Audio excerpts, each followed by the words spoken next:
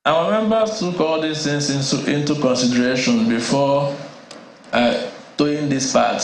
And I want to advise that what is going to help us resolve this is not threat. It is only going to worsen and escalate the situation. We have all the options for us are on the table.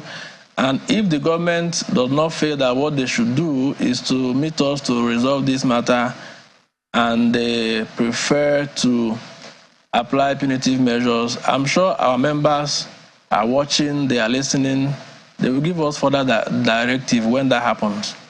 Let me ask you, Dr. Orji, what percentage of health workers, doctors, are NARD members in the entire NMA? Well, we are the largest affiliate of NMA. We are the largest medical workforce. We are the frontliners. And that will explain the reason why anytime we withdraw our services, the health system collapses. And that is also why we usually make efforts not to go on strike. If you recall, the last strike was in 2021. And ever since then, we have been making efforts to try to resolve our issues without having to go on strike. We've succeeded in a few of them, but many of these germane issues still remain unresolved, and that is what has brought us to where we are. Well, Malpe asked you a number of questions earlier concerning your relationship with the NMA. If the NARD consistently asks to go on strike or declares warning strike or declares intention to strike, it sounds like the NARD is losing confidence in the leadership of the NMA, because the NMA is supposedly, I mean, going by your point now, supposedly representing NARD and other affiliates of the NMA. So if NARD insists on going on strike, it sounds like you and your members are losing confidence in the leadership of the NMA for your interests. It is not the Nigerian Medical Association that will pay us the 2023 Medical Residency Training Fund. They are not the ones that will address the severe manpower shortage in our hospitals. They are not the ones that will improve the budgetary allocation and the number of issues that we have enumerated. Those things are to be done by government. And if government is not doing them, whether NMA or NARD, or indeed any other interested affiliate that has been affected by these challenges, they have rights to declare their stand and take on the government on these issues. That also sounds to me, Dr. Orji, that you're saying that there are some powers that the NMA has over you and there are some powers they do not have. Government says that they're already negotiating with the NMA on your behalf. Malcolm, my colleague, asked you something similar to this earlier. So are you receiving any communication from the NMA to the effect of those conversations with the federal government or any state government at that? Or the NMA has been quiet on you? What have you heard from the NMA concerning any of the issues that you are raising for which you are going on strike? Government is not negotiating with NMA on the 2023 Medical Residency Training Fund. We are not also aware that they are negotiating with them on the effort to do massive recruitment of clinical staff to replace the people that have left the hospitals to address this manpower challenges that we are talking about. And even the upward review of consolidated medical salary structure that you have singled out now, that government is offering a percentage to the NMA.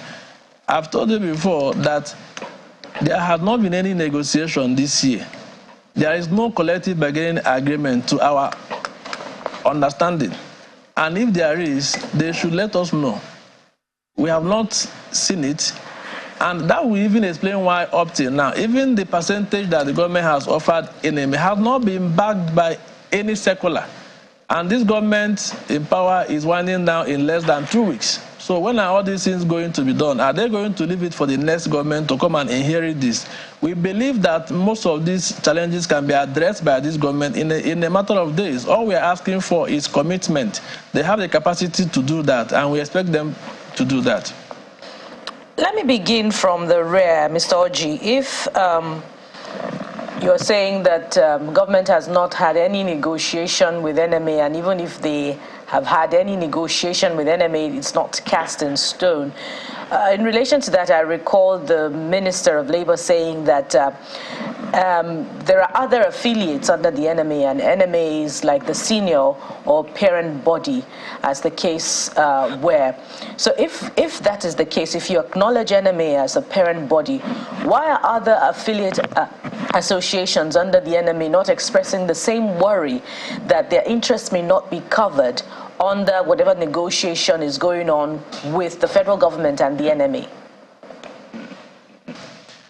You need to understand the fact that most of the issues that we have enumerated are issues affecting our members, and indeed some other group of doctors. So it is not any other affiliate that will come and fight for medical residency training fund for 2023. I've been emphasizing that this talk about government discussing with NMA is just, maybe only for the upward review of medical consolidated medical salary structures. But there are other issues, and you see, this idea of only hitting on that point is not the way to go. Let them, assuming they are able to resolve all the other issues we enumerated, and it is just comments that is left, then we can begin to discuss based on that. And like I said before, any association has right to engage government on issues affecting their members, even if those issues are also affecting other people. We cannot just sit by and watch simply because others, maybe they have a different route they want to take, or maybe they are not too bothered about it, and we leave our members to be dying from work overload. NMA, pardon me if I may come in there, Mr. Oji. Pardon me, Mr. Oji, if I may come in there. The NMA has negotiated on behalf of the NARD in the past. Have your interests not been covered in past negotiations by the NMA? Usually those negotiations happen with NARD present and making their contribution and observing, and that is also what we are calling on this. We are emphasizing now that any negotiation affecting our members, we should be there. And like I said before, many of these challenges are things that we should address as NARD. So if you're saying that you're not aware of the meeting that is supposed to hold with the Minister of Health as announced by the Minister of Labour, is it perhaps because government recognizes the NMA as the parent body and the one that reserves the rights to negotiate on behalf of medical doctors in Nigeria rather than the NARD? Honestly, I don't know, but we issued an ultimatum, and we have now we are starting our warning strike 8 a.m. this morning, and I will be surprised if government is inviting NMA for discussion on these issues without inviting us. So we are not aware of any meeting. We've not been invited to any meeting. Okay, just before I go to Abuja, a few more issues, two to be precise. The Minister of Labour has talked about the Medical Residency Training Fund being, the responsibility of the state governments, because health is under the residual list, not on the concurrent list. But if an agreement is made on COMMES, today by the federal government before the administration winds down, will that be the same concern? Will there be the same concern of implementation because health is under the residual list, just for purposes of clarification? Medical Residency Training Fund is not only the responsibility of the state government. It is being paid by the federal government to resident doctors in the federal tertiary health institutions. What we are saying is that the state government should also adopt it. They should domesticate the Medical Residency Training Act and pay their doctors as well, because we attend the same exams, we attend the same update, we treat the same patients. There should not be any discrimination. They should try and adopt what is happening at the federal level. That is what will help to also address this brain drain we are talking about. Okay, so we're winding down now, but just to take up some of these other matters, which my colleagues have mentioned in passing. But when the minister says, I mean, we reached out to both of them actually, health and labor, none of them are able to make it here today. If he says that NARD asking for 200% pay rise, he says it's not feasible. And that, by the way, that they are negotiating with, I beg your pardon, that the NMA is proposing a 25% salary raise across board, so that if they were to grant this, why should they then consider this 200% pay rise across board, which the NARD, he says, is asking? If they grant 200% increase in 25%. No, what I'm saying, if they grant us 200% that we're asking for, do you think NMA will not accept it? They will still accept it. The issue is that, like I said before, even the 25% they are claiming that NMA has accepted, where is the circular? No, he didn't say they accept it. He says that they're proposing this. But the bigger thing here is it comes across as though... Make a correction. It is not NMA that proposed that 25%. It was what government offered to NMA. Yeah, he said they're negotiating with NMA for 25%. And then NARD asking for 200%. It's not feasible. It can't work. So I think the point there is that if they are discussing with NMA on this one, wherein then comes this 200%, it just appears as though this NARD strike will not end, because it comes across as though there's a divided front from the medical union. So if you say NARD is the largest affiliate, so why is it then that NARD cannot put heads together and say, well, okay, you know what? Why don't we just see if we can get an NMA president elected that will listen to us and we all are on the same page, as opposed to presenting it just comes across as though NMA doing one thing, NARD insisting on doing their own thing to the same government, and they see that is a lot of confusion because you are under the NMA. Honestly, I don't want us to make this about NMA. I go back to my first point. Let them resolve the other issues we raised there, and then we can come back to the discussion on commerce. They have not paid 2023 MRTF.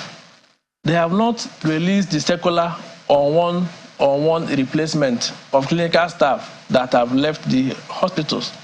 They have not paid skipping arrears. I get your point. I'm asking. So are you saying that the NMA is just 1 point? I hear you. Are you saying that the NMA cannot take up these points?